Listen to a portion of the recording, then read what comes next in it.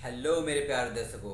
इस वीडियो अगर ये वीडियो आपके सामने आ गई है, दैट मीन आपके रिलेशनशिप में जो प्रॉब्लम आप फेस कर रहे हो फॉर लॉन्ग टाइम से, उस रिलेशनशिप में प्रॉब्लम का ये एक बेस्ट सॉल्यूशन आपके लिए हो सकता है। दैट मीन एक बहुत खूबसूरत किताब है जिसका नाम ये है model of marriage, डैग Havells mills, जिसके ऑथर हैं, जो इस बुक को जो समराइज कर रहे हैं ओवरऑल, जो इन्होंने कंटेंट लिया है इस बुक का, King James version of Bible की बहुत प्यारी सी बुक है। उस बुक में से इन्होंने ये इस बाइबल को रीड करने का इन्होंने अपने फॉर्मेट में इस बुक को लिखा, और ये बुक मुझे बहुत खूबसूरत लगी है। तो ओवरऑल इस बुक को हम सीखेंगे।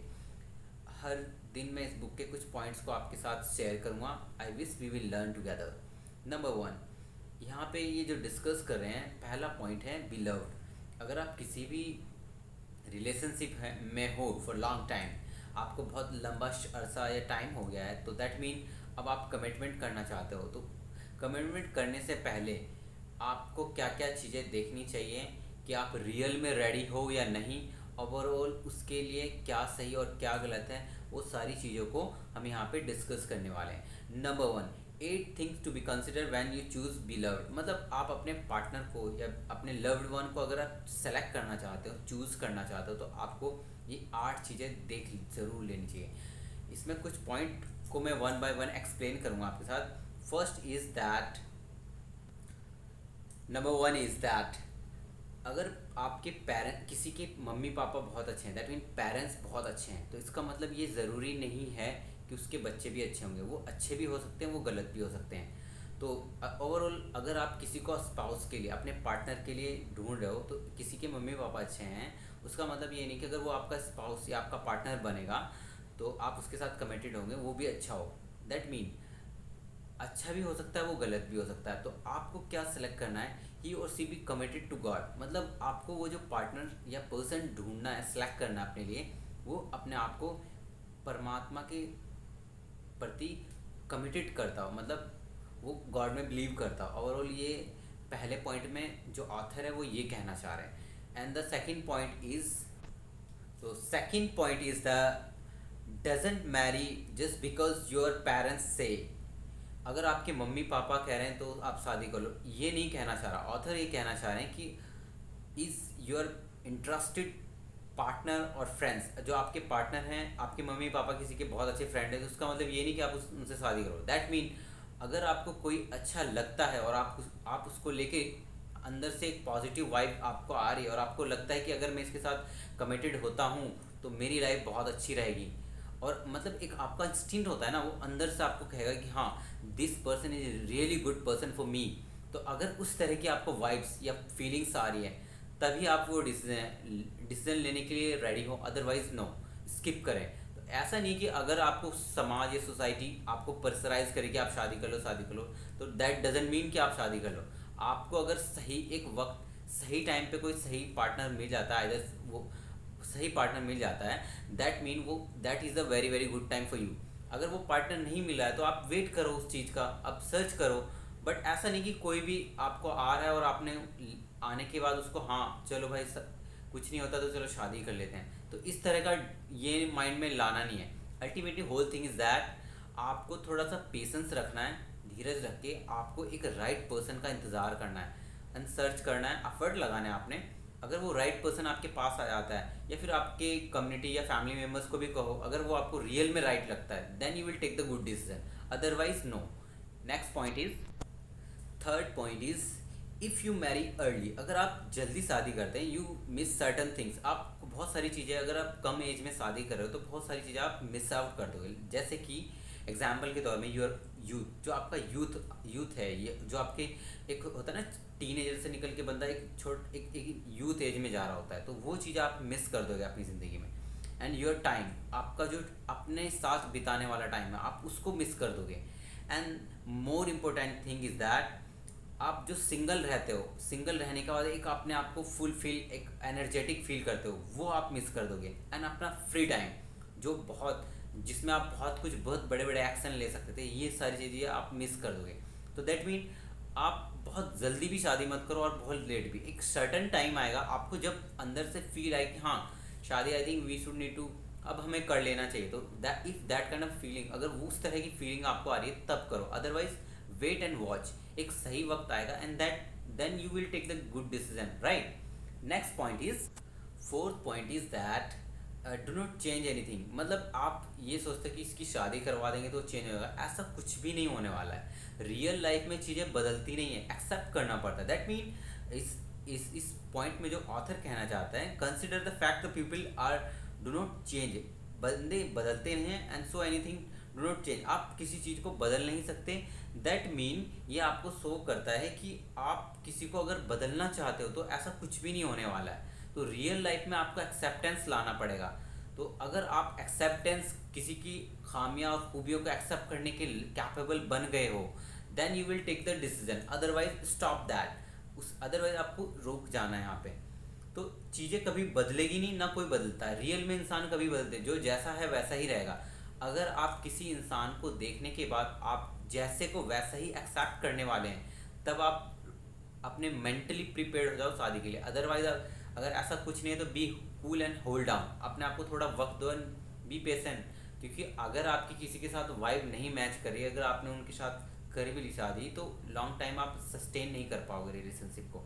तो कहीं ना कहीं यहाँ पे एक सेफर जोन के लिए ऑथर ये कहना चाहते हैं, कोई भी इंसान बदलते नहीं है रियल में, दिस इज ट्रू फैक्ट। तो आप सोचोगे कि मैं उसके साथ जाके मैं उसको ऐसा बदल दूंगा, तो ऐसा कुछ भी नहीं होने वाला है। तो अल्टीमेटली हमें ये समझना है कि हम किसी को बदल नहीं सकते। अगर हम बदल सकते हैं तो खुद को बदल सकते हैं। That mean we have to work on them self. हमें खुद पे काम करना है, खुद को इम्प्रूव करना है अपनी लाइफ में। अगर हम अपने आप को इम्प्रूव करते रहेंगे तो डेफिनेटली हमें देखकर हमारा जो ऑरा है ना, ओवरऑल हमारा जो ऑरा है वो हमें ऐसा बनाना है कि हमारी एक पॉजिटिव वाइब जहाँ से भी हम गुजरे या जिनके साथ हम रहते हैं वो हमें देख के हमें मिलीन होना चाहिए, या और हम उनमें।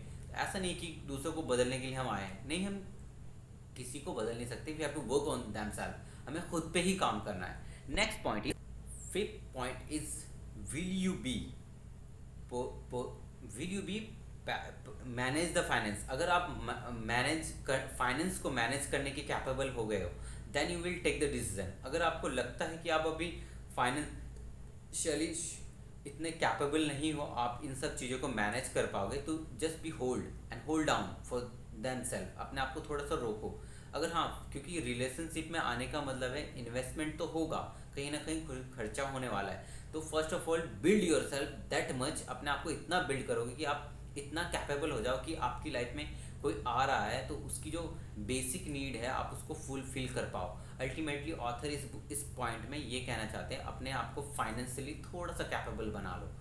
इतना इतना भी नहीं कि आप दूसरे के ऊपर ही डिपेंडेंट हो जाओ, एटलीस्ट आप अपने खर्चे उठा रहे हो। अगर आप इतना भी कर पा रहे हो तो डेफिनेटली अगर आप अपने खर्चे उठा पाते हो तो एक वक्त आएगा, अगर कोई आपकी लाइफ में एंटर करता है, दैट शोज, ये इसकी गारंटी है कि अगर आप अपने खर्चे रियल में खुद उठा लेते हो, दैट अगर आपकी लाइफ में कोई सेकंड पर्सन एंटर करेगा तो आप उसको भी फाइनेंशियली मैनेज कर पाओगे। तो अल्टीमेटली तो फाइनेंशियली मैनेजमेंट बहुत ज़रूरी है। हर रिलेशनशिप में इन्वेस्टमेंट बहुत ज़रूरी होती है, बिकॉज हर चीज़ें इन्वेस्टमेंट से ही शुरू होती है।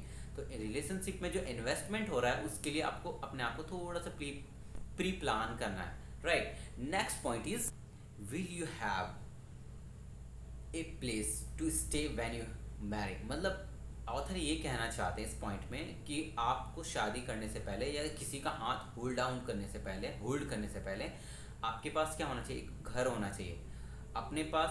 आपको स्टे करने के लिए, कि आप किसी पर्सन को अपनी लाइफ में ला रहे हो, उसको स्टे करने के लिए एक छोटा सा घर तो चाहिए। तो वो चीज़ें आप अपनी मैनेज कर लो, क्योंकि अगर आपके पास होम नहीं होगा तो आप अपने पार्टनर को कहाँ स्टे करवाओगे। अगर आपको स्टे करने का प्लेस नहीं होगा तो ये थोड़ा प्रॉब्लमेटिक हो जाएगा। अगर आप इसी तरह अगर सिचुएशन में आपको ओवरऑल अपना घर कैपेबल, अपने आप को इतना बनाना है कि आपके पास खुद का घर हो। अगर खुद का घर नहीं है तो आप इतने कैपेबल होना चाहिए कि आप कहीं रेंट पे कर सकते हो। अल्टीमेटली यहाँ पे भी कहीं ना कहीं ये सब चीज़ें फाइनेंस से ही ओवरलैप हो रही हैं। तो ये चीज़ें आपको ध्यान में रखनी है। नेक्स्ट पॉइंट इज, तो एंड 7 पॉइंट में ऑथर ये कहना चाह रहे हैं, अगर आप जिसके साथ भी इंगेज होना चाहते हो रिलेशनशिप में, उनका कल्चर और आपका कल्चर बहुत ज़्यादा ही डिफरेंस है, तो हो सकता है आपके रिलेशनशिप में प्रॉब्लम आए। तो इस अगर वो प्रॉब्लम आएगी उसके लिए आप रेडी होने चाहिए कि अगर आप किसी डिफरेंट बिल्कुल ही अपोजिट कल्चर से किसी को अपनी लाइफ में लेके आ रहे हो, तो आप अपने आप को इतना कैपेबल बनाओ कि आप उसके कल्चर को समझोगे, तभी आप उसको समझ पाओगे। अल्टीमेटली किसी ऐसे कल्चर से आप किसी और को अपनी लाइफ में लेके आ जाते हो, अगर उनके कल्चर को नहीं समझ पा रहे हो तो आप आपकी और उनकी लाइफ में जो प्रॉब्लम आने वाली है वो काफ़ी कॉम्प्लिकेटेड होनी है। Ultimately whole thing is that आपको जो कल्चर डिफरेंस है वो समझना है और उसके अकॉर्डिंग आपको एक्ट करना है। लाइक एक बंदा है नॉर्थ इंडियन, उसने साउथ इंडिया में शादी कर ली, तो उसको नॉर्थ इंडिया का और साउथ इंडिया के कल्चर को दोनों को समझना है। अगर वो दोनों कल्चर को समझ पाएगा तभी वो अपने पार्टनर को मैनेज कर पाएगा। तो कल्चरल डिफरेंस हमें समझना बहुत ज़रूरी है, क्योंकि हर इंसान दूसरे कल्चर से, दूसरे इन्वायरमेंट से आता है। तो अगर हम उसके कल्चर को, उसके इन्वायरमेंट को समझेंगे, तभी हम उनके साथ अपने रिलेशनशिप को हेल्दी एंड हैप्पियर बना पाएंगे। एंड नेक्स्ट पॉइंट कहता है 8 विच इज़ आप हम ये सीखेंगे इसमें कि जो एजुकेशन डिफरेंस होता है बिटवीन पर्सन टू पर्सन, आपके और आपके स्पाउस के बीच में जो एजुकेशन गैप है वो इतना भी ना हो कि वो आपको समझ ना पाए और इतना भी ना हो कि आप दोनों आपस में लड़ने लग जाए। तो एक जो एजुकेशन का गैप है उसको समझो, उस गैप के अकॉर्डिंग दोनों एक दूसरे की भावनाओं को समझो और आर्ग्यू मत करो। रिलेशनशिप में हम आर्ग्यूमेंट के लिए नहीं आए हैं, अल्टीमेटली हम किसी भी रिलेशनशिप को बिल्ड करना चाहते हैं। दैट मीन हमें ओवरऑल सामने अपने और उनके दोनों की इंटरनल फीलिंग्स को, उनके पैटर्न को, उनके बिहेवियर को, उनके एजुकेशन सिस्टम को, उनके कल्चर को, उनके ओवरऑल प्रीवियस लाइफ को, सारी चीज़ों को समझना है और उसके अकॉर्डिंग हमने अपने रिलेशनशिप को मैनेज करके चलना है। तो ओवरऑल हमने यहाँ पे 8 पॉइंट डिस्कस करें इस बुक के। आई विश हमने यहाँ पे बहुत कुछ सीखा होगा एंड नेक्स्ट वीडियो में और भी हम कुछ जानेंगे। इस वीडियो को हम यहीं पे एंड करते हैं। Thanks for watching till here, bye bye. And अगर आपको ज़्यादा इन्फॉर्मेशन लेनी है, मैं इस बुक का डिस्क्रिप्शन में नेम मेंशन करूँगा, please read this book from the description. Bye bye, thanks for watching till here, bye bye.